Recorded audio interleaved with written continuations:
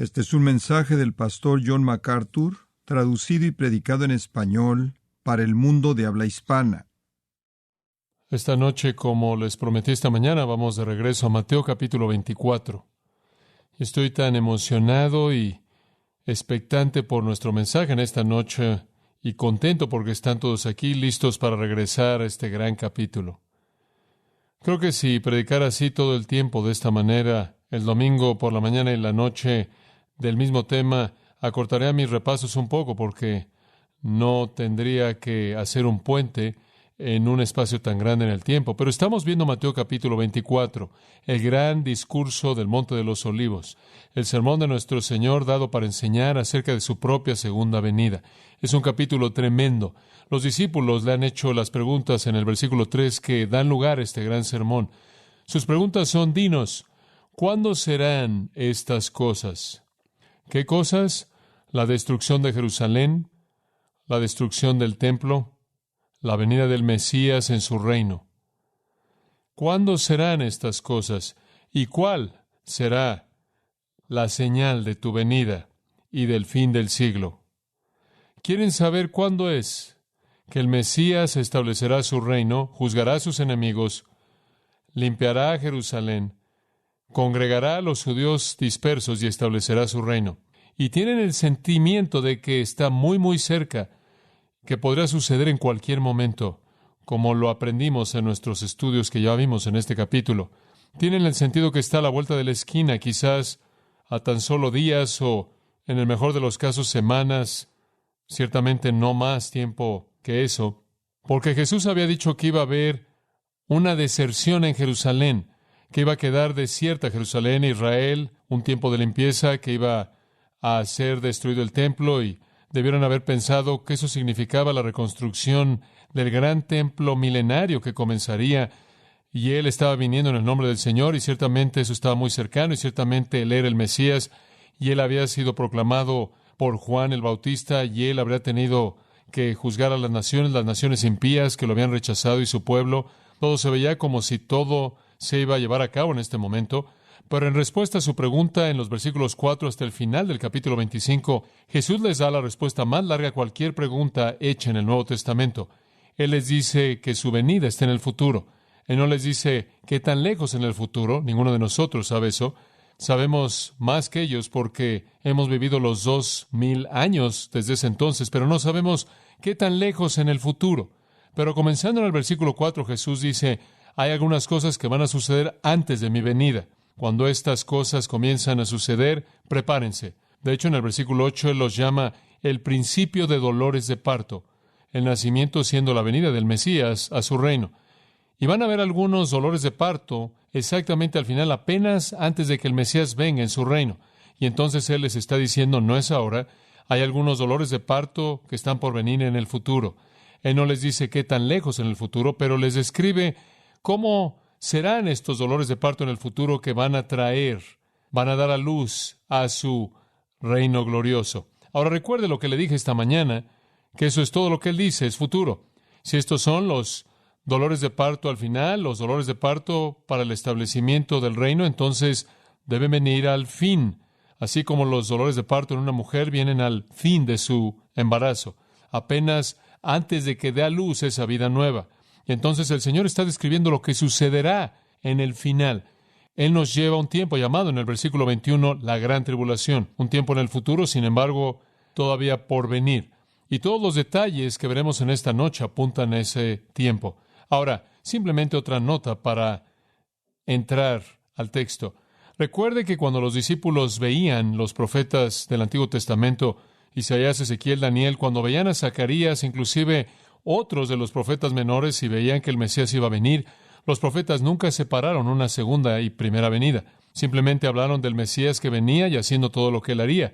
Y entonces les parecía que la primera vez que el Mesías viniera sería la única vez que Él vendría, y que Él lo haría todo en ese momento.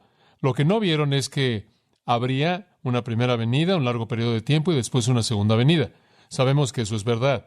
Nadie niega eso porque estamos en ese periodo largo en este momento, y ese periodo estuvo escondido de los profetas del Antiguo Testamento.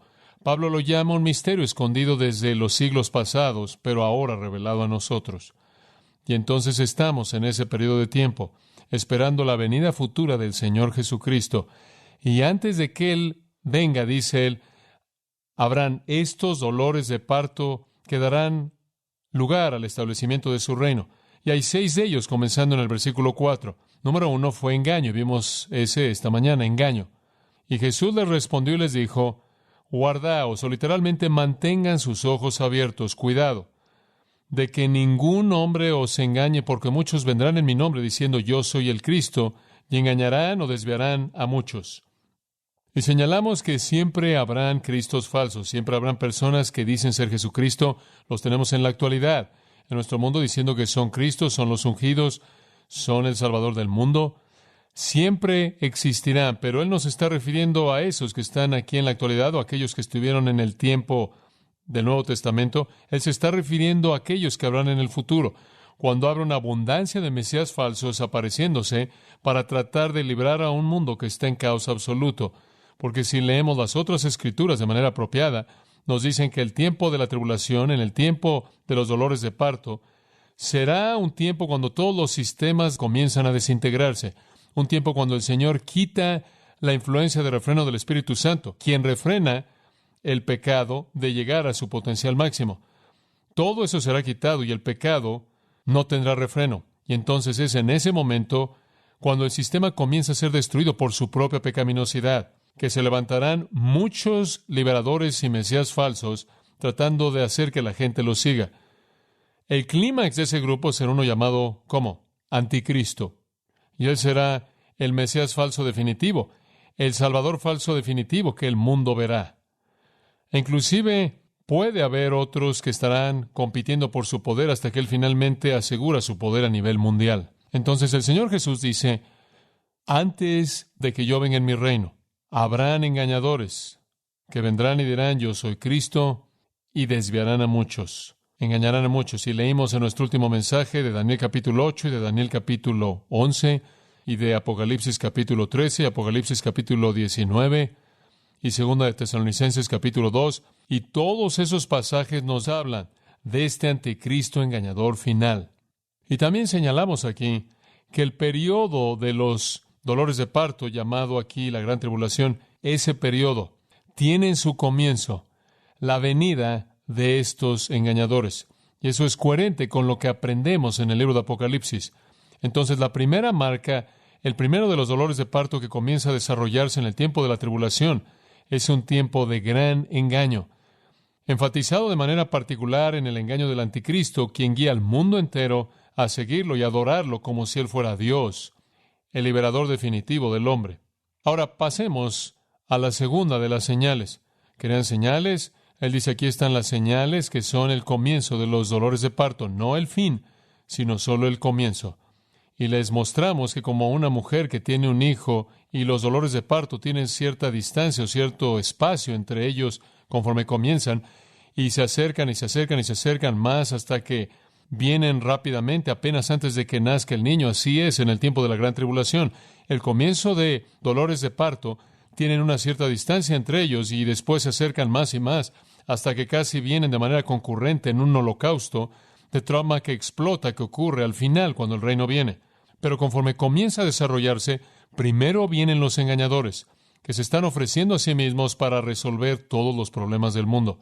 Y nuestro mundo estará listo para eso. Créanme, están listos para esto ya. Esto quizás no esté muy lejos.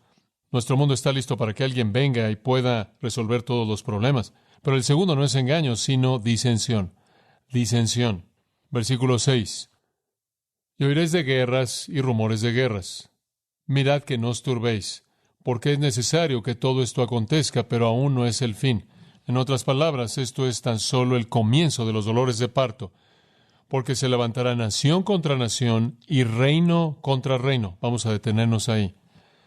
Entonces, vemos en el versículo 6 que ese periodo de tiempo se va a caracterizar por guerras y rumores de guerras. Si usted no está involucrado en una inmediatamente, inclusive si lo está, usted va a oír de otras guerras. Y en donde ni siquiera existen las guerras, habrán rumores de que existen. Guerra caliente, guerra fría, todo tipo concebible de guerra. Guerra global, nación contra nación, reino contra reino. Y no hay diferencia entre esas dos. A menos de que digamos que una nación es un grupo de personas sin un rey, y un reino es un grupo de personas con un rey, y ese es el único elemento distintivo en esos dos. El punto es que las naciones y los reinos se van a involucrar a nivel global en guerras y rumores de guerras. Ahora dice usted, bueno, siempre hemos tenido esto. Tiene razón, siempre lo hemos tenido. O hemos tenido periodos de tiempo de paz breve en el mundo, y la mayoría de las naciones en sí han tenido tiempos de guerra y tiempos de paz. Y no estamos negando que eso será verdad a lo largo de todo el día del hombre. Habrán momentos de guerra y habrá naciones peleándose contra naciones y reinos peleando contra reinos. Pero aún así, lo que nuestro Señor está diciendo aquí es que en el fin, el comienzo de dolores que van a dar a luz al reino, va a haber una guerra a nivel mundial a una escala desconocida antes de ese tiempo. En proporciones masivas va a haber una intensificación de guerra por toda la tierra. Y las guerras van a ser nacionales, nación contra nación, reino contra reino. Van a haber grandes grupos de personas, culturas contra culturas. De hecho, hay otra nota que usted debería tener a partir del texto griego. En el versículo 6 dice, oiréis, y ese es un futuro, lo que llamamos un futuro durativo, lo cual no significa nada para la mayoría de nosotros, pero la idea es que expresa la idea de oír continuamente.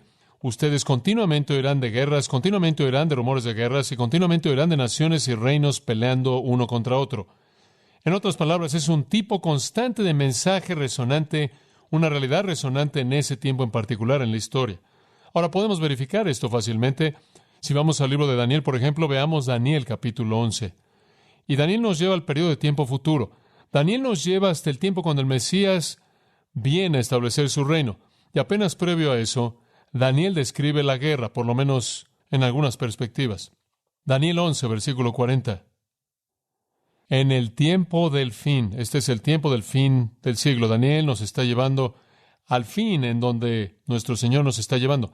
En el tiempo del fin, el rey del sur va a empujarlo. Empujarlo se refiere al anticristo. Y si usted estudia la profecía de Daniel, descubre que al final el anticristo gobierna un reino grande, básicamente constituido por el territorio que una vez le perteneció al antiguo imperio romano. En otras palabras, en un sentido, va a haber una Europa unificada. Él va a ser el rey de una confederación occidental.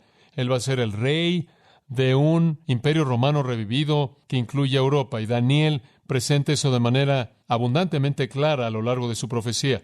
Y entonces el anticristo se ha establecido a sí mismo como un gran poder. No solo eso, no solo se ha establecido a sí mismo como un gran poder en Europa, sino que es una amenaza para el mundo entero.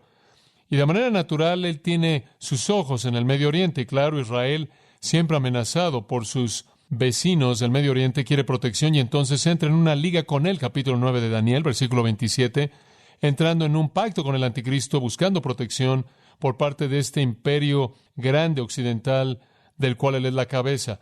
Y en el tiempo del fin, con el anticristo gobernando esta gran confederación, dominando esa parte del mundo, y claro, la cultura occidental siendo tan avanzada tecnológicamente y demás, teniendo una gran fuerza de poder sobre el resto del mundo, el reino del sur se mueve agresivamente contra el anticristo. Este es algún tipo de ejército africano, algún tipo de coalición africana y confederación que empuja hacia el norte, hacia el poder del anticristo. Y después dice el rey del norte, sin duda alguna, Rusia, con todos sus aliados en el Medio Oriente, empujando también, con caballos y jinetes y muchas naves entrando al país, pasarán. Es algo interesante que lo que sucede es que aquí viene el anticristo, aquí viene el rey del sur, aquí viene el rey del norte, y el lugar en donde todos convergen es en la Tierra Santa, y entran a la tierra de Israel. Es llamada en el versículo 41 la Tierra Gloriosa. Y muchos países serán derrocados, pero estos escaparán de su mano, esto es de la mano del anticristo, inclusive Edom y Moab, y el principal de los hijos de Amón. Y él les tirará su mano y también sobre los países, y la tierra de Egipto no escapará, sino que él tendrá poder sobre los tesoros de oro y de plata, y sobre todas las cosas preciadas de Egipto, y los de Libia, y los de Etiopía estarán a sus pasos. Y entonces aquí está él, y él derrota a todas estas grandes potencias. Yo creo que él inclusive derrota a la potencia rusa por el momento, como también el rey del sur. Él gana una victoria grande y gloriosa, y después, versículo 44, dice, inmediatamente escuchará noticias del este, y de nuevo del norte lo turbarán. Y entonces ahora él oye que el este viene contra él, y él va con una gran furia para destruir y aplastar a muchos. Y aquí el anticristo tiene esta victoria tremenda y él establece el tabernáculo de su palacio entre los mares y el monte santo glorioso. Lo que él hace es que él establece su palacio exactamente en medio de Jerusalén, en el monte Sión. Él se establece a sí mismo como Dios. Sin embargo, dice que él llegará a su fin y nadie le ayudará. Pero el punto que quiero que veas es que Daniel ve el fin y habla de una guerra mundial. Él ve una guerra mundial que nos deja perplejos, en donde usted tiene la fuerza entera de potencia occidental en Europa y quizás inclusive de alguna manera los Estados Unidos podrían estar ligados a eso, aunque no hay nada en la Escritura que diga eso. Usted tiene la gran fuerza de la Confederación Rusa. Usted tiene la gran amalgamación de todo lo que está en África, la cual en la actualidad está agitada al punto de hervir. Y después usted tiene al oriente, la China roja y todo eso, y todos convergiendo en Israel para un holocausto de guerra en el tiempo final. Y entonces dice Daniel, esperamos este tipo de batalla. Observe Zacarías, capítulo 14, y el profeta Zacarías ve lo mismo.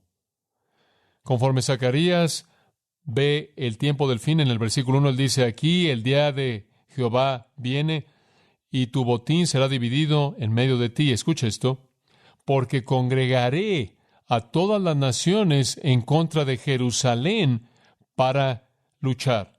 El mundo entero va a converger en Jerusalén en una batalla final increíble. La ciudad es tomada, las casas son despojadas y las mujeres son despojadas. La mitad de la ciudad va al cautiverio y el resto del pueblo no será quitado de la ciudad. Y después Jehová saldrá y peleará en contra de esas naciones como cuando él peleó en el día de la batalla. Y esa es exactamente la manera en la que Daniel terminó su profecía, que él va a llegar a su fin y él no va a poder encontrar a alguien que le ayude en ese momento. Entonces va a haber una guerra mundial, de nuevo convergiendo en Jerusalén, y Zacarías la señala de la misma manera exacta. Entonces este es un retrato coherente a partir de los profetas, como también a partir de nuestro Señor mismo. Al final del profeta Ageo, versículo 22 del capítulo 2, derrocaré el trono de los reinos, destruiré la fortaleza de los reinos de las naciones, derrocaré a los caballos y a aquellos que los montan, y los caballos y sus jinetes serán derribados, todos por la espada de su hermano. En aquel día, dijo Jehová de los ejércitos, te tomaré a ti, oh Zorobabel, mi siervo, el hijo de Shealtiel, dijo Jehová, y te haré como una señal, porque te he escogido, dice Jehová de los ejércitos. Es como si Zorobabel es visto en su descendiente. En ese tiempo final, cuando Dios envíe su propio ejército para destruir a los ejércitos del mundo, y después establece aquel que sale de los lomos de David, uno de los lomos de Zorobabel, para que sea el rey, ningún otro que el Mesías.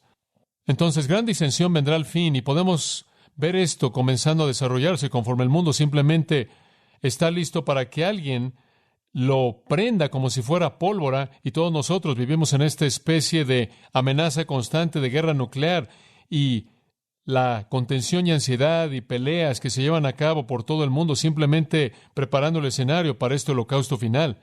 Ahora, para llevarlo inclusive al final del libro de Apocalipsis, como lo describe, observe el capítulo 6 de Apocalipsis.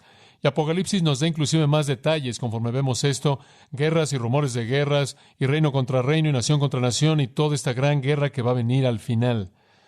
Cuando usted tiene los sellos, usted tiene 7 sellos abiertos. Es algo interesante, simbólico. Un testamento que era dejado a alguien, era sellado 7 veces en la ley romana para que no pudiera ser violado sin que la gente se diera cuenta. Y este es un testamento sellado. Es el testamento de Dios para Cristo. Y conforme Él abre un sello tras otro, Él retoma al mundo. Cada sello revela qué acontecimientos se llevan a cabo conforme Él vuelve a tomar posesión del mundo para sí mismo. El segundo sello se abre, versículo 4, salió otro caballo que era rojo y poder se le dio a aquel que estaba sentado sobre él para quitar la paz de la tierra. La paz falsa establecida por el anticristo es quitada de la tierra y comienzan a matarse el uno al otro y se le dio una gran espada. Entonces aquí usted tiene la guerra. Aquí usted tiene al mundo comenzando a matarse a sí mismo en una matanza masiva. Y cuando él hubo abierto el tercer sello, versículo 5, oía la tercera criatura viviente o ángel diciendo, ven, y vi, y aquí un caballo negro y aquel que se sentaba sobre él, con un par de balanzas en su mano, y procede a describir el hecho de que él estaba pesando el grano y demás, y son condiciones de hambre, no hay suficiente alimento, y ese es el resultado de la guerra. Y después usted llega al cuarto sello en el versículo 7. El versículo 8 lo describe. Y miré, y aquí un caballo pálido, y el nombre de aquel que se sentaba sobre él era Muerte, y el Hades lo seguía, y se le dio poder sobre la cuarta parte de la tierra para matar con espada y con hambre y con muerte y con las bestias de la tierra. Y aquí está la masacre de un cuarto de la población del mundo. Con estas estadísticas en la actualidad, una cantidad enorme de personas es masacrada en la matanza que se lleva a cabo a nivel mundial. Ahora vaya al capítulo 9 de Apocalipsis y usted verá aún más lo que sucede en esta guerra al final. Versículo 13. El sexto ángel sonó y oí una voz de los 4 cuernos del altar de oro que está delante de Dios, diciéndole al sexto ángel que tenía la trompeta: suelta a los 4 ángeles que están amarrados en el gran río Éufrates. Y los 4 ángeles fueron soltados, que estaban preparados para 1 hora y 1 día y 1 mes y 1 año para matar a la tercera parte de los hombres. Y aquí viene otra multitud de fuerzas demoníacas para masacrar a una tercera parte de la población que quedó después de que la cuarta parte original había sido matada. Y el número de este ejército de jinetes es 200 millones. Y oí el número de ellos, y él los describe. Y ellos vinieron y tenían un poder tremendo para matar. Versículo 18. Mediante estos 3, la tercera parte de los hombres fue matada, y mediante fuego y humo y azufre, su poder estaba en su boca, sus colas eran como serpientes, y sus cabezas y demás. Y el resto de los hombres que no fueron matados por estas plagas no se arrepintieron de las obras de sus manos, para que no adoraran a demonios, ídolos de oro y plata y bronce y piedra y madera, que no pueden ni ver ni andar, ni se arrepintieron de sus homicidios, ni de sus hechicerías, ni de la fornicación, ni de sus robos. Inclusive después de que una cuarta parte del mundo es masacrada en el holocausto de la guerra, otra tercera parte es masacrada. Algunos hombres, aún así, todavía no se arrepienten. El capítulo 13 nos dice otra cosa interesante acerca de esta guerra. El poder impresionante en esta guerra, en parte, no está solo en las fuerzas demoníacas del infierno y Satanás mismo, sino que está en el anticristo, la bestia. Versículo 7. Y se le dio a hacer guerra con los santos y vencerlos, y se les dio poder sobre toda lengua, tribu, nación, y él viene en el versículo 10 y él mata con la espada. Entonces aquí está el anticristo, así como vimos en el Antiguo Testamento en Daniel. Él es el que masacra al rey del sur, el ejército del norte derrota al ejército del este, establece su poder a nivel mundial. Usted entiende el escenario. Simplemente una masacre incesante en la guerra, en el tiempo final. Todas las esperanzas del hombre son derribadas, llegando a nada, conforme todo llega a su fin. Otro pasaje, 16:14 de Apocalipsis. En el versículo 13, Juan ve estos 3 espíritus inmundos, son espíritus demoníacos del infierno, sin duda alguna de gran poder, demonios de alto rango, salen de la boca de la bestia y de la boca del falso profeta, son espíritus de demonios que llevan a cabo milagros, salen a los reyes de la tierra y el mundo entero para congregarlos para la batalla del gran día del Dios Todopoderoso. Versículo 16 dice que son congregados a un lugar llamado Armagedón. Y creo que las fuerzas demoníacas del mundo congregan a todos los ejércitos del mundo para converger en Jerusalén, para destruirla y para evitar que el Rey de Reyes regrese. Y el llamado viene para que se preparen, para que peleen. Y hay un holocausto de guerra conforme luchan uno contra otro. Y en medio de esa batalla, Cristo viene y los destruye a todos. Entonces usted puede ver que el Apocalipsis, como también los profetas del Antiguo Testamento, apoyan las palabras de nuestro Señor, de que habrá un tiempo de guerra y rumores de guerras y naciones levantándose contra otras naciones. Ahora regresa a Mateo 24. Y en el versículo 6 de nuevo dice, oiréis de guerras y rumores de guerras. Mirad que no os turbéis. No eleven un clamor. No se alarmen. No entren en pánico inmediato, porque ese no es aún la milésima de segundo para el Rey venidero. Eso es lo que él dice. Mirad que no os turbéis. Troemai significa levantar un clamor, estar alarmado, porque todas estas cosas deben pasar. Todo es necesario para que el pecado tenga su última jornada, pero el fin no ha llegado. Parecería como si debe ser, pero no ha llegado aún. Todavía hay unas cuantas cosas que están por venir. y vienen en una velocidad que se va incrementando más y más. Entonces nuestro Señor dice, no, este no es el tiempo para el reino, este no es el tiempo para el juicio final, este no es el tiempo para la destrucción de los impíos, este no es el tiempo para la renovación de Jerusalén y la limpieza del templo. Ese es en un tiempo futuro, un tiempo cuando habrá engaño como el mundo jamás lo ha conocido, un tiempo cuando habrá disensión a nivel mundial como el mundo jamás lo ha conocido. Hay una tercera señal de principio de los dolores de parto, y es devastación, engaño, disensión, devastación. A la mitad del versículo 7. Y habrá pestes y hambres y terremotos en diferentes lugares. La mayoría de los mejores manuscritos no incluyen la palabra pestes aquí en el relato de Mateo. Voy a hacer un comentario adicional de eso en un momento. Y entonces Mateo dice que Jesús dijo que habrán hambres y terremotos en diferentes lugares, además de los falsos cristos, además de las masacres mundiales y las guerras. Habrán desastres de proporciones sorprendentes por toda la tierra, conforme la tierra maldita misma comienza a desintegrarse. Hambres y terremotos. Limo y seismos, la palabra griega es seismos, de la cual obtenemos sismógrafo para medir los terremotos. Marcos dice, estos no son más que el comienzo de los dolores de parto, capítulo 13, versículo 8. Y Lucas, en Lucas 21:11, añade la palabra pestes. Después él añade escenarios terribles y grandes señales del cielo. Ahora, Mateo no incluyó todos ellos, pero si los unimos todos, tenemos hambres, terremotos, pestes, escenarios aterradores y grandes señales del cielo. Todo eso va a caracterizar al tiempo final. ¿Qué son pestes? Loimoi en el griego significa enfermedades, plagas. Vistas aterradoras de la raíz phobos, de la cual obtenemos fobia, temor. Acontecimientos horrendos significa escenarios aterradores, significan acontecimientos aterradores. Y señales del cielo, cambios en el cielo. Entonces, en ese tiempo, cuando el mundo entero comienza a desintegrarse, habrán plagas y enfermedades como también terremotos y hambres, acontecimientos horrendos que son indescriptibles y aterradores, como también cambios en el cielo mismo.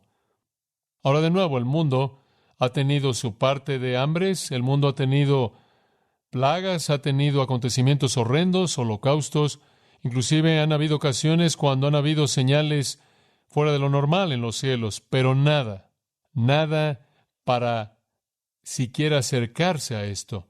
Y observe lo que dice al final del versículo 7, en diferentes lugares. En otras palabras, estas cosas no van a suceder aquí y allá de vez en cuando, sino que van a venir en muchos lugares al mismo tiempo. Entonces, aunque hemos tenido desastres, nunca a este grado y a esta escala tan grande en la historia del mundo. Como puede ver, el mundo entero comienza a autodestruirse cuando el pecado no tiene refreno. Como puede ver, el Señor ha refrenado el pecado. Él lo está haciendo en la actualidad. Él está refrenando el pecado para la preservación de su pueblo, para la preservación de su tierra. Pero cuando Él quita ese refreno, cuando Él quita el refreno, y yo creo que eso es concurrente con el rapto de la iglesia es quitada para que ni siquiera estemos aquí cuando todas estas cosas sucedan. Salimos al comienzo de la tribulación somos sacados. Entonces viene la tribulación. Cuando la iglesia se va y todos los redimidos son quitados de la faz de la tierra, y como 2 de Tesalonicenses dice, Dios quita el refreno. Entonces todo comienza a desintegrarse. Y la tierra creada no puede soportar, no puede sustentar la maldad de la gente que está en ella, y cuando esa maldad no tiene refreno, y todo en el universo comienza a desintegrarse. El mundo entero comienza a desmoronarse. En ese punto, Apocalipsis 9 dice que el infierno se abre y Satanás suelta demonios que han estado ahí a lo largo de los siglos y multiplican la población demoníaca. Y Dios les permite que hagan señales y maravillas para engañar al mundo y cautivar las mentes del mundo conforme el pecado es desatado sin refreno.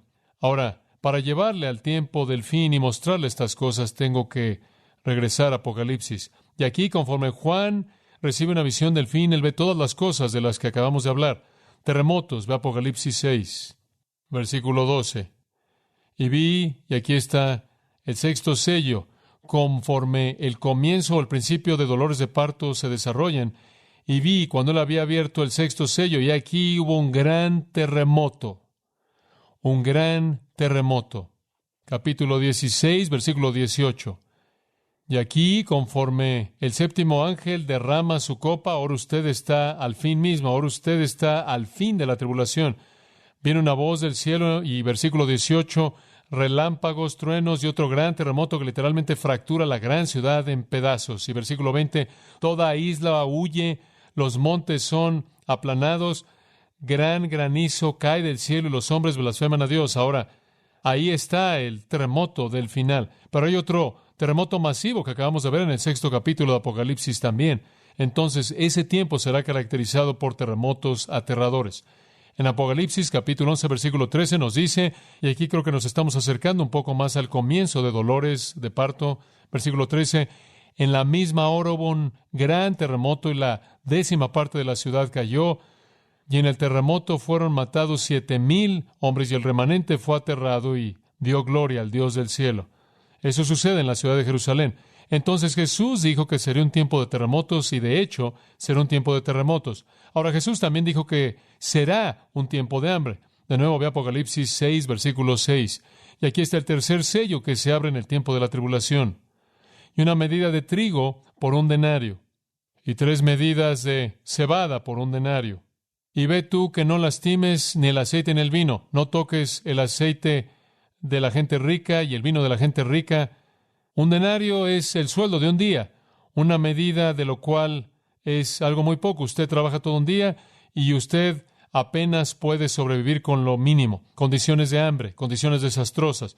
Y esa es la razón por la que el versículo 8 dice, a la mitad del versículo, poder les fue dado sobre la 4ª parte de la tierra para matar con espada y con hambre. El hambre será resultado en parte de esa 4ª parte de la tierra que se estará muriendo de hambre. En el capítulo 8 de Apocalipsis, y aquí usted tiene las trompetas, y ahora usted se está acercando un poco más al tiempo final. Granizo y fuego mezclados con sangre son arrojados sobre la tierra, la 3ª parte de los árboles son quemados, todo el pasto verde es quemado. Ahora eso va a crear hambre, ¿no es cierto? Las cosas que crecen, una 3ª parte de todas ellas destruidas. Versículo 9, después el mar se convierte en sangre, una 3ª parte de las criaturas en el mar se muere, una 3ª parte de las naves destruidas, el movimiento del alimento de un lugar a otro no puede llevarse a cabo, aquellos que dependen del mar para su alimento no lo van a recibir, una 3ª parte, versículo 10, de los ríos y las fuentes de aguas, el agua fresca se acabó, no van a poder tener agua fresca para irrigar y demás, y la gente va a morir debido a las aguas, y después dice una 3ª parte, versículo 12, del sol fue herido, y una 3ª parte de la luna, una 3ª parte de las estrellas. En otras palabras, el ciclo entero de día y noche va a cambiar. Las estaciones van a cambiar, los cultivos no van a crecer y va a haber un caos mundial cuando Dios comienza a cambiar todas las cosas. Entonces, hambre y terremotos. ¿Qué hay acerca de pestilencia o plagas? Observe el capítulo 16 y conforme usted se mueve hacia el final, más cerca del fin de los dolores de parto, y usted ve que se derraman las copas, lo cual creo que vienen en una sucesión más bien rápida. Versículo 2 dice, cuando las copas de ira son derramadas, cayó una plaga dolorosa y pestilente sobre los hombres que tenían la marca de la bestia y aquellos que adoraban su imagen. Algún tipo de plaga terrible va a venir que trae una llaga dolorosa sobre la gente, algún tipo de cáncer. Y después el segundo ángel derramó su copa en el mar y se volvió como la sangre de un hombre muerto. Usted recuerda ya atrás en los sellos cuando eso pasó, solo fue una 3ª parte del mar, ahora es todo el mar. Ahora usted está al final y está viniendo rápidamente todo el mar, y después en el versículo 4, todos los ríos y las fuentes de agua se volvieron como sangre. Y después, versículo 8, el sol comienza a quemar a la gente con gran calor. Y después, versículo 10, la tierra está llena de oscuridad, el sol deja de brillar y la gente empieza a morderse la lengua de dolor. Todas estas plagas terribles, inconcebibles. Ahora, como si eso no fuera suficiente, como le dije, Lucas dice acontecimientos horrendos, acontecimientos aterradores se van a llevar a cabo, y usted puede regresar al capítulo 6, como lo hemos estado viendo, no necesita hacer eso ahora, ya lo vimos, y usted ve las cosas horrendas ahí conforme la guerra y la muerte y el hambre y la masacre vienen, conforme el cielo comienza a destruirse, Conforme la tierra comienza a sacudirse, acontecimientos horrendos, aterradores. Usted llega al capítulo 9, como le dije hace un momento, el foso sin fondo es abierto y los demonios comienzan a salir del foso sin fondo, seres demoníacos, y los hombres van a estar tan atormentados. En el versículo 5 dice que sus tormentos van a ser como el tormento de un escorpión y los hombres van a buscar la muerte. Versículo 6, y no la hallarán. El deseo por morir y la muerte va a huir de los hombres. Y el líder de estos demonios es, en el versículo 11, su nombre. En la lengua hebrea es Abadón, pero en la lengua griega su nombre es Apolión. Eso significa destructor, Satanás, aterrador, cuando el infierno saca todas sus fuentes demoníacas que le quedan. Y usted llega al versículo 13 de ese mismo 9º capítulo y usted tiene este ejército horrendo que masacra que viene. Vaya al capítulo 12 por un momento. Versículo 12. Dice: ¡ay de los habitantes de la tierra y del mar! Porque el diablo ha venido sobre vosotros. No solo el foso va a sacar a todos sus demonios, sino que Satanás va a ser expulsado del cielo y va a aterrizar sobre la tierra y va a traer toda la maldad que su mente puede concebir. Otro escenario aterrador está en el capítulo 14, versículo 20. Un acontecimiento horrendo, inconcebible, conforme el derramamiento de sangre es tan grande que la sangre sale del lagar hasta los frenos de los caballos a una distancia equivalente a más de 200 kilómetros. Por más de 200 kilómetros, los frenos de los caballos van a estar arrastrándose en sangre. Más de 200 kilómetros, desde la parte extrema del norte hasta la parte extrema del sur en Israel, será un baño de sangre. Un acontecimiento increíble e inconcebible. Y después usted llega al capítulo 16, versículo 3, en donde, como acabamos de ver, el mar se convierte en sangre y el agua fresca se convierte en sangre. El sol quema a la gente, la oscuridad viene, se muerden las lenguas de dolor. Ni siquiera puede imaginarse el dolor de estar en oscuridad absoluta y lastimándose a sí mismo y chocando contra cosas y estando en temor. Y después en el versículo 13 del 16, aquí vienen 3 espíritus malos más del infierno que llevan a cabo maravillas y congregan al mundo para el Armagedón. Son simplemente cosas inconcebibles, sorprendentes. Después en el versículo 18, los truenos, los rayos, los terremotos y todo eso, la tierra entera comienza a deshacerse. Vaya al capítulo 18, comenzando en el versículo 8, y usted ve el sistema del hombre aquí siendo descrito, y se desintegra ahí, versículo 8, por lo tanto sus plagas vendrán en un día, muerte, lloro y hambre. Ella será quemada de manera total con fuego, porque fuerte es el Señor Dios quien la juzga. Y ella aquí es el sistema económico mundial llamado Babilonia. Y el resto de ese capítulo describe la devastación de ese sistema. Y la otra cosa que Lucas dijo, finalmente, habrán terremotos, hambres, plagas, acontecimientos horrendos y finalmente señales del cielo. Y ya hemos visto algunos de ellos. Los cielos enteros comienzan a destruirse. De regreso al capítulo 6, versículo 12, un terremoto, el sol se vuelve negro como el silicio, y eso, claro, fue profetizado por Joel en Joel capítulo 2, repetido por Pedro en su sermón en Hechos 2. El terremoto seguido por el sol volviéndose negro, la luna se vuelve como sangre, las estrellas del cielo caen a la tierra. Puede imaginarse eso como una higuera que deja caer sus higos fuera de tiempo cuando es sacudida por un viento fuerte.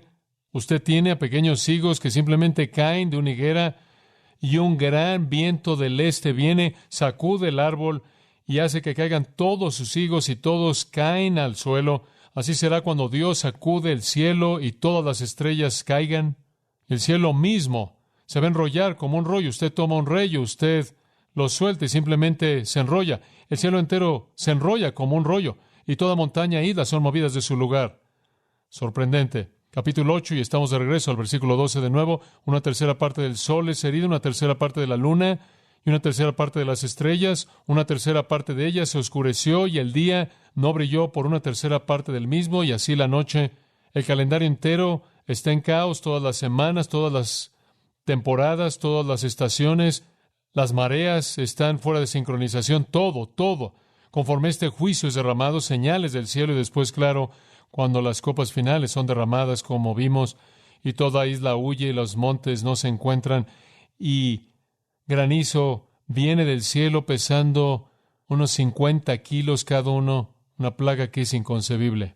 El Señor dice, todos estos son simplemente el principio del fin, solo el principio. Y le he dado un panorama de las cosas del principio y también lo he llevado también a las copas, que son la culminación final. Pero hay un comienzo de estas cosas: terremotos, plagas, señales desde el cielo, acontecimientos horrendos, hambre, y escalan hasta llegar a una proporción inconcebible hacia el fin. Ahora, estos son los dolores de parto. Observe lo que dice ahí en el versículo 8. Todos estos son el principio de dolores de parto. Ahora, eso habrá sido entendido. Dice usted, ¿los judíos habrán entendido eso? Sí. Permítame detenernos en nuestro viaje a lo largo de la Escritura, simplemente para hablar por un momento. A los judíos se les había enseñado que antes de que el Mesías viniera, habrían dolores de parto. Un concepto muy familiar, judío. Edersheim, el gran erudito judío, dice, y cito, los escritos judíos hablan con mucha frecuencia de los dolores de parto del Mesías. Fin de la cita. Entonces, cuando él dijo, estos son dolores de parto, habrían sabido de qué estaba hablando. Terminología conocida. Y todas estas cosas nos dicen que la venida de Cristo se acerca. Y todas vendrán en el tiempo final de tal manera que va más allá de nuestra concepción. Entonces nuestro Señor dice que el tiempo del fin será marcado por engaño, por disensión y por devastación. Permítame darle una cuarta: profanación. Profanación. Y aquí nos alejamos del mundo y nos concentramos en los creyentes. Dejamos al mundo y pasamos a los creyentes. Ahora observe esto. Versículo 9. Entonces os entregarán a tribulación y os matarán, y seréis aborrecidos de todas las gentes por causa de mi nombre. Habrá una profanación. ¿Qué quiero decir con eso? Profanar significa tratar una cosa santa de una manera impía, inmunda, y eso es exactamente lo que dice aquí. El pueblo santo de Dios va a ser tratado de una manera impía. Va a haber una persecución abierta y general de los redimidos que excede a todas las demás persecuciones. No hay otra persecución que siquiera se compare con esta. Entonces él dice, aquellos de ustedes que son creyentes en ese día serán entregados. Esa es una palabra técnica usada con frecuencia para arresto. Con frecuencia usada para arresto. De hecho, Mateo, creo yo, usa la palabra de esa manera en varias ocasiones. De hecho, en Mateo 4:12, cuando Jesús había oído que Juan fue echado a la cárcel, ahí usa paradídome. Es una palabra que significa ser arrestado. Entonces él dice, en ese tiempo, los creyentes verdaderos van a ser arrestados. Arrestados. Y van a ser afligidos. Y van a ser asesinados. Y van a ser aborrecidos por todas las naciones por causa de mi nombre. En otras palabras, porque se identifican con el Señor Jesucristo, van a recibir el odio y la enemistad del mundo. En Marcos 13:9, el pasaje comparativo dice, guardaos, porque os entregarán a concilios y en las sinagogas seréis golpeados. Los judíos estarán metidos en esto.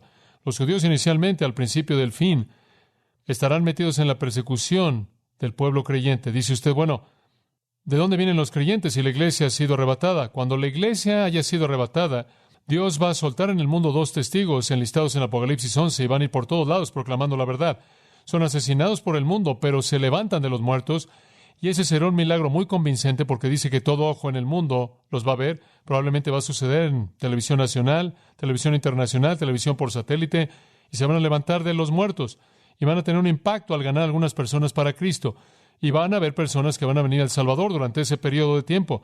Y van a ser objetos de persecución no solo por parte del mundo, sino por parte de los judíos también, porque los van a entregar no solo para ser matados, sino en las sinagogas para ser golpeados. Y por cierto, la tierra de Israel en la actualidad está literalmente llena de sinagogas, están por todos lados. Entonces esa no es una posibilidad remota en absoluto, en absoluto. Y los rebeldes en ese tiempo que se rehúsen a creer en el Mesías, y habrán rebeldes, por cierto, entre los israelitas, según Ezequiel 20:38, habrán rebeldes que deben ser purgados, habrán gentiles que vienen a Cristo, habrán judíos que vienen a Cristo, habrán judíos rebeldes y gentiles rebeldes, claro, que perseguirán a los creyentes verdaderos. Será un tiempo de persecución y martirios severos. Pienso en eso conforme recuerdo estar de pie en el balcón en el hotel en Tiberio y viendo hacia abajo una sinagoga que tenía su reunión en el Shabbat. Y algún día en esa sinagoga en donde todos esos judíos se están reuniendo en la actualidad, si están vivos en este tiempo en particular en la historia, habrá una fractura que estará aterrorizando en esa sinagoga. Algunos de ellos habrán creído en el Mesías o creerán en el Mesías, algunos no, y los que no crean van a estar golpeando a los otros en ese mismo lugar, inclusive quitándole la vida a los demás. Entonces habrá un tiempo de persecución y martirios severos para los creyentes verdaderos. Profanación, tratando objetos santos de manera vergonzosa.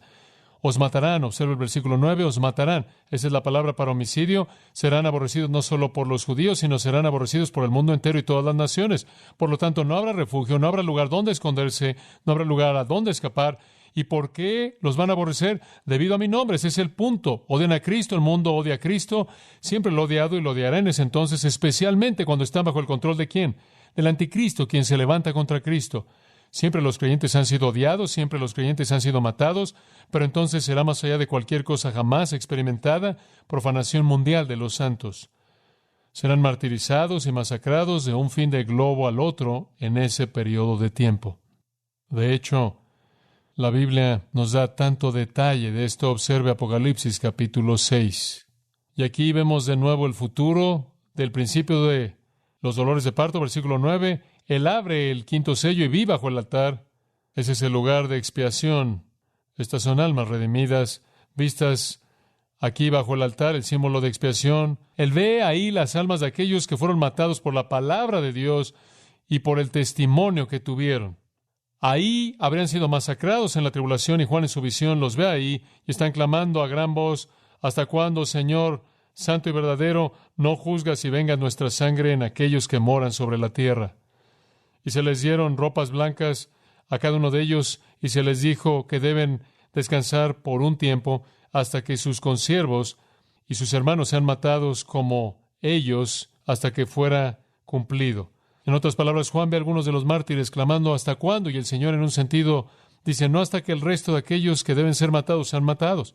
En el capítulo 7, versículo 9, Juan tiene una visión y ve una gran multitud que ningún hombre podía contar, de naciones y tribus y pueblos y lenguas, y están ahí ante el trono y ante el Cordero, y están vestidos con ropas blancas y palmas en sus manos, y están clamando y diciendo: la salvación pertenece a nuestro Dios, que está sentado en el trono y del Cordero. Y él ve a estas personas. ¿Y quiénes son? Versículo 14, él dice: estos son los que salieron de la gran tribulación y han lavado sus ropas y las han emblanquecido en la sangre del Cordero. ¿Cómo salieron de la tribulación? Sin duda alguna fueron martirizados, fueron matados por causa del Salvador, por causa de su compromiso con Él. Usted tiene el capítulo 11 en donde matan a los dos testigos. Usted tiene el capítulo 2 en donde dice que el dragón, Satanás, hace guerra con el remanente del mar. Esto es gente creyente, probablemente refiriéndose a creyentes judíos. Y después en el capítulo 13 lo vuelve a tener, versículo 7. Y le fue dado poder para matar, y él hace guerra con los santos y vence a los santos, el anticristo y también el falso profeta. Y usted lo tiene en el capítulo 17, la gran ramera, la gran prostituta. El sistema religioso falso de la tribulación está embriagada de la sangre de los santos y la sangre de los mártires de Jesús. Y en el 16:6 dice que han derramado la sangre de santos y profetas. Han derramado la sangre de santos y profetas. Ahora regrese a Mateo 24 y escuche con atención. Habrá profanación de los redimidos. Pero escuche esto. Debido a eso, y quiero que simplemente escuche con mucho cuidado por unos 5 minutos o más, y usted va a ver algo que creo que es muy, muy trágico. La quinta señal es deserción, deserción. Usted tiene engaño, disensión y devastación, y eso es mundial, y eso le pasa al mundo entero incrédulo. Y después pasa a hablar de personas creyentes o las personas que se identifican con Dios y Cristo, y él dice, en primer lugar va a haber profanación. Van a tratar a estas personas con gran persecución. Como resultado de eso, vendrá la quinta señal, deserción. Observe el versículo 10. Muchos tropezarán entonces y se entregarán unos a otros, y unos a otros se aborrecerán. Esto es tan trágico. La presión es tan grande, conforme el mundo comienza a masacrar a los creyentes, que algunas personas que se han identificado superficialmente con Jesucristo, como la semilla que cayó entre espinos, realmente no tiene raíz alguna, sino que germina y se ve bien al comienzo. Algunas personas que inicialmente se identifican con Jesucristo, cuando ven el precio que debe ser pagado, son escandalizados, son ofendidos y no están dispuestos a pagar ese precio. Entonces, comienzan a volverse en su ofensa y no solo rechazan a Cristo, sino que traicionan a los creyentes verdaderos y los entregan a los perseguidores. ¿Ve eso? Comienzan a traicionar a los creyentes verdaderos, los comienzan a entregar, dándoles sus nombres y direcciones, diciéndoles dónde pueden ser encontrados para ser matados. La gente dice, ¿son creyentes reales? Claro que no. Si fueran creyentes reales, continuarían en la verdad, ¿no es cierto? Si fueran creyentes reales, entregarían su vida si fuera necesario. Si fueran creyentes reales, seguirían en obediencia. Juan lo dice en 1 Juan 2, salieron de nosotros porque no eran de nosotros, porque si hubieran sido de nosotros, habrían permanecido con nosotros, pero salieron de nosotros para que se manifestase que nunca fueron de nosotros. 1 Juan 2, 19. Jesús lo dijo en Juan 8:31, si perseveráis en mi palabra, entonces sois mi discípulo real. Y nuestro Señor mismo estableció el principio de discipulado en Mateo capítulo 10. Escuche lo que dijo. Ustedes lo conocen muy claro. El discípulo no es más que su maestro, ni el siervo más que su señor. Versículo 24. Es suficiente que el discípulo sea como su maestro y el siervo como su señor. Se han llamado al amo de la casa Belcebú. ¿Cuánto más llamarán a aquellos de su casa? En otras palabras, si dijeron que Jesús era de Satanás, van a decirlo de ustedes, pero es suficiente que sean como él. El discípulo verdadero está dispuesto a sufrir como su maestro sufrió, así que no los temáis. Y después el Señor dice, por tanto, todo aquel que me confesare delante de los hombres, lo confesaré delante de mi Padre que está en los cielos. Pero todo aquel que me negare delante de los hombres, también yo lo negaré delante de mi Padre que está en el cielo. Él también dijo esto, el que no toma su cruz y viene en pos de mí no es digno de mí. La persona que dice, no quiero la cruz, no quiero morir, yo abandono, esa persona ni siquiera es digno de ser discípulo. Esa persona ni siquiera pertenece a Cristo. La persona que pertenece a Cristo continúa. La persona que pertenece a Cristo está dispuesta a pagar el precio, no porque tiene alguna virtud especial por sí mismo, sino porque si Él es un creyente verdadero, el Espíritu Santo le concede una gracia que lo sustenta. Esa es la clave. Como puede ver en Hebreos 3:12 dice, mirad, hermanos, no sea que haya un corazón malo de incredulidad en vosotros que se aleje del Dios vivo. Cuando alguien se aparta del Dios vivo, manifiesta un corazón malo de incredulidad. Y Pablo le dijo a Timoteo, si algún hombre lo negare, el Señor lo negará. Entonces, estas personas se identificaron externamente con el cristianismo, pero cuando el calor se incrementó, se fueron. Se ofendieron. Suelo pedregoso. Engañados, porque no quisieron pagar el precio. Como los discípulos que dijeron, bueno, te vamos a seguir tan pronto como vayamos a hacer esto. Y Jesús dijo, cualquier hombre que colocando su mano sobre el arado se vuelve no es digno de mi reino. Buscaron la seguridad, pero no se detienen ahí. Se traicionan unos a otros. ¡Qué cosa tan trágica! Esto va a pasar en ese entonces. El pueblo maravilloso, redimido y piadoso va a ser traicionado por la gente que se ofende y no está dispuesta a pagar el precio. Se van a convertir en informantes y los van a entregar para que puedan ser matados, masacrados. Marcos escribe de eso en el capítulo 13, versículo 12. Hermano traicionará a hermano para entregarlo a la muerte, y el padre a su hijo, y los hijos se levantarán contra sus padres y harán que sean matados. Digo, llegará la familia, ahí en la familia, conforme la gente, bajo la presión de tener que entregar su vida por Cristo. Se salen, abandonan, desertan, y después se vuelven en contra de sus propios padres, sus propios parientes. Lucas 21:16, seréis traicionados por padres, hermanos, parientes y amigos, y harán que los maten. Eso es deserción. Y algunos de ellos van a desertar porque el precio es demasiado alto. Pero algunos de ellos van a desertar. Observe el versículo 11. Y muchos falsos profetas se levantarán y engañarán a muchos. No falsos cristos ahora, sino falsos maestros. Algunos de ellos van a desertar porque no quieren pagar el precio, y algunos de ellos van a desertar porque han sido, ¿qué? Engañados. Entonces, la deserción va a ser una deserción doble en ese punto. Muchos falsos profetas se levantarán. Y dice lo mismo, ¿no es cierto?, ahí en el versículo 24. Y estos falsos profetas van a enseñar error satánico, diabólico, infernal. Ahora escuche con mucho cuidado lo que digo. Si Satanás está por todos lados, y Satanás primordialmente se disfraza de ángel de luz, esa época no solo va a estar llena de todo tipo de maldad abierta, sino que va a estar llena de todo tipo de religión falsa. El único que tiene que hacer usted es leer Apocalipsis 17 para ver eso, porque en Apocalipsis 17 usted tiene este sistema religioso mundano, malo, vil, miserable, llamado la ramera, la gran ramera, la prostituta.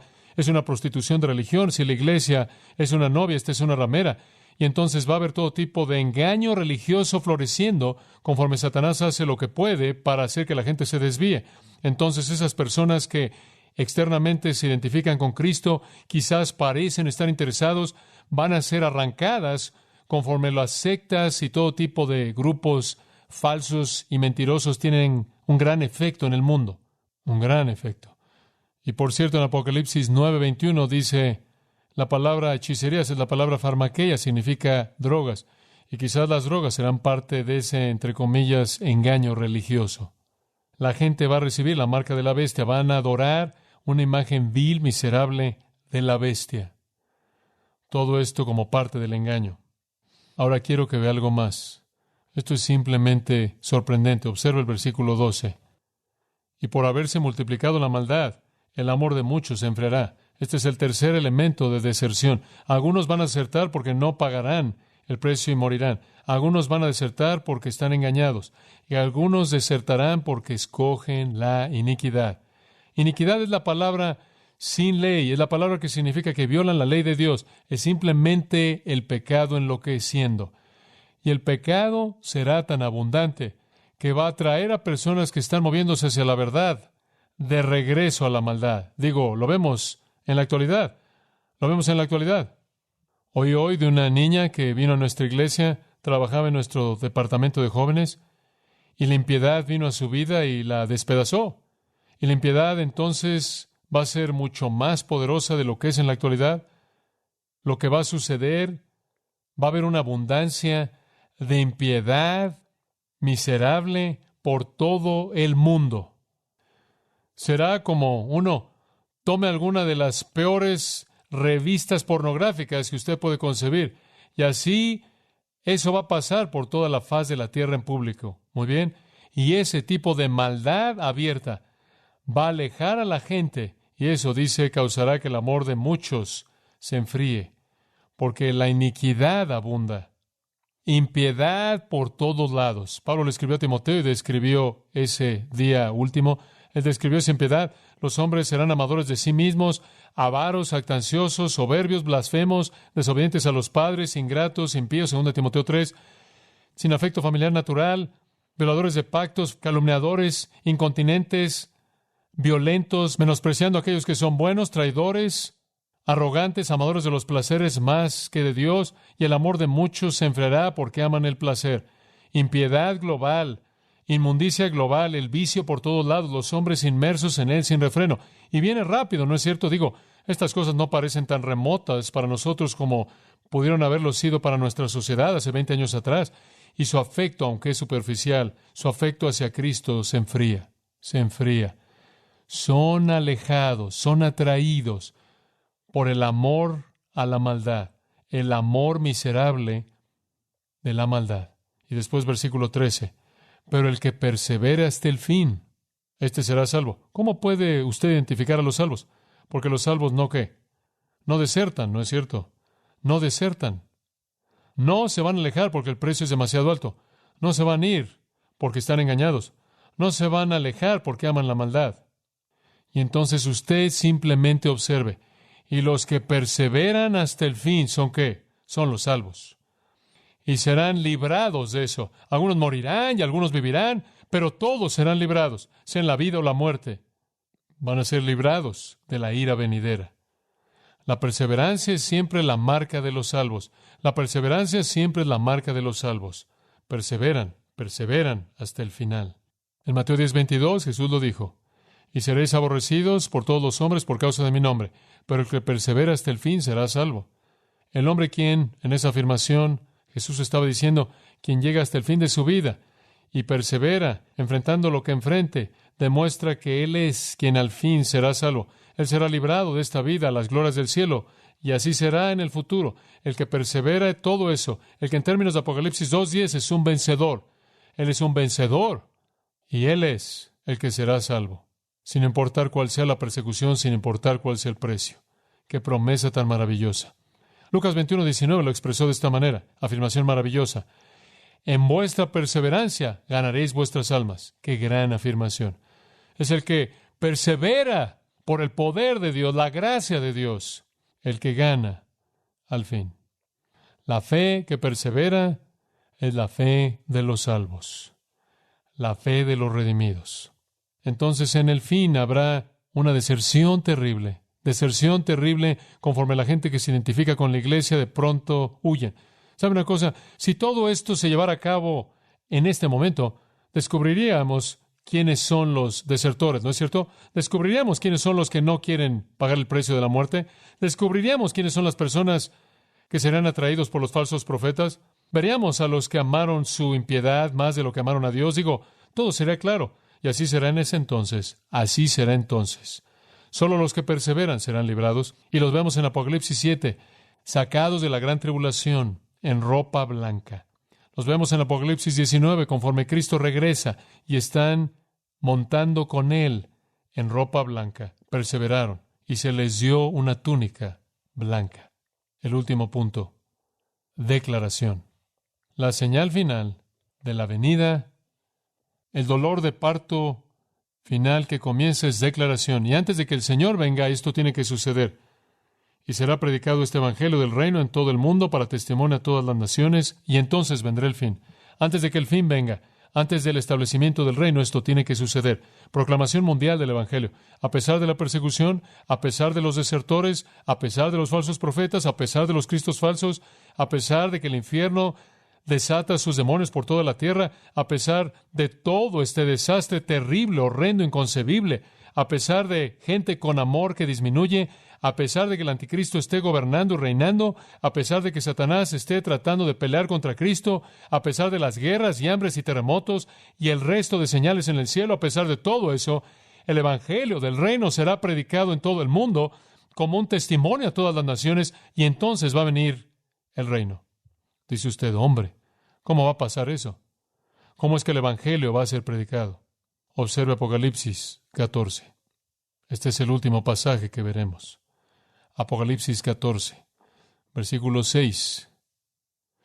Y aquí estamos, apenas antes de que las copas sean derramadas, apenas antes de que los últimos dolores de parto finales que vienen a una velocidad que se incrementa den lugar al reino, apenas hacia el final, apenas antes de que el holocausto final se lleve a cabo. Vi otro ángel volar en medio del cielo, dice Juan, y él tenía el evangelio eterno. ¿Por qué? Para predicarle a aquellos que moran en la tierra y a toda nación, lengua, tribu y qué, y nación. Ahí está el cumplimiento de Mateo 24:14. Esa predicación del evangelio del reino al mundo entero no está hablando de lo que está pasando ahora, está hablando de lo que ese ángel va a hacer en una evangelización grande, sobrenatural, milagrosa final del mundo. Y sucede inmediatamente antes del juicio. Y esa es la razón por la que el ángel dice, temed a Dios y dadle gloria. Ese es el mensaje que él está predicando. Porque la hora de su juicio ha llegado. Y adorad a aquel que hizo el cielo y la tierra y el mar y las fuentes de las aguas. Y otro ángel viene detrás de ese ángel y dice, Babilonia ha caído, ha caído. En otras palabras, el día del hombre se acabó. Más vale que estén bien con Dios. Este es el gran esfuerzo evangelístico llevado a cabo por ángeles gloriosos en los cielos, volando por todo el globo, apenas antes de que el holocausto final se lleve a cabo. Y el evangelio eterno es el mismo evangelio que Dios siempre ha dado, que Él juzga el pecado y recompensa la justicia. Y estos ángeles van a llamar al mundo al Salvador. Y después vendrá el fin, pero no antes de eso, dice nuestro Señor. Entonces, esos son los dolores de parto. Esos son los dolores de parto. Pero esos únicamente son el principio de dolores de parto. Conforme avanzamos a lo largo del capítulo, vamos a ver más y más detalles. Ahora, alguien va a decir esto. ¿Cómo sabemos cuándo comienzan los dolores de parto? ¿Cómo sabemos cuándo realmente comienzan?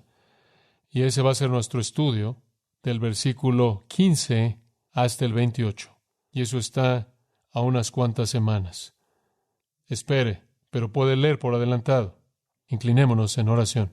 Padre, hemos disfrutado de un gran tiempo en esta noche. Maravilloso. Gracias por este gran tiempo. Gracias por el amor de estas personas hacia ti y tu palabra, y por permitirnos disfrutar de un poco más de tiempo esta noche para que pudiéramos cubrir esta gran verdad. Gracias, Padre, por nuestra comunión en torno a tu palabra. Y conforme vemos que esto se va a cumplir, oímos a Pedro decir, viendo que conocéis todas estas cosas, ¿qué tipo de personas debéis ser en toda santidad, siendo irreprensibles? Oh Señor, cómo nuestras vidas deben ser puras cuando vemos el Dios que tú eres, cómo debemos llamar a los hombres al Salvador antes de que este día venga, o antes de que seamos quitados de esta tierra y no tengamos más oportunidad. Te damos gracias, Señor, que podamos esperar el día cuando Jesús venga a establecer su reino. Es un día glorioso, sin embargo, nos deja con tanto que hacer para salir a las carreteras y llamar a la gente a venir al Rey, a estar listos para su reino.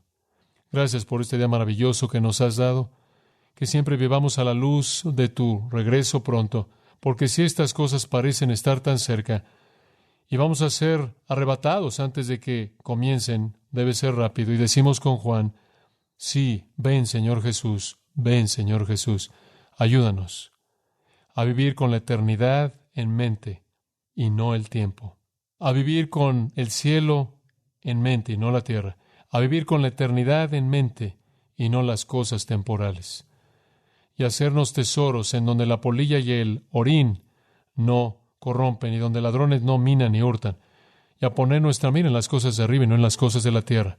Y esperamos con gratitud, sin embargo con tristeza, por aquellos en Cristo, el día del regreso de Cristo. Oramos en su nombre. Amén. Usted ha escuchado a John MacArthur, maestro bíblico de gracia a vosotros. Para más información y acceso gratuito a todos los mensajes de John, así como una lista de libros incluyendo la Biblia de estudio, visite la página web en gracia.org. Gracia a vosotros y el pastor John MacArthur se reservan toda protección y derecho de autor bajo la ley que esté vigente. La información de derecho de autor está disponible en gracia.org, que incluye instrucciones para limitar la duplicación de este archivo digital. Gracia a vosotros es una organización sin fines de lucro, dedicada a desarrollar recursos desde las enseñanzas del pastor John MacArthur, las cuales ofrecen la verdad de las Escrituras. Por otra parte, su apoyo en oración y sus donaciones al ministerio nos ayudan a lograr este propósito para equipar a miles de personas de habla hispana. Si desea hacer una donación o ofrenda, puede hacerlo utilizando su tarjeta Visa, Mastercard, Discovery o American Express, ingresando a gracia.org, y si vive en Estados Unidos o Puerto Rico, también puede llamarnos al 1-866-5-GRACIA, esto es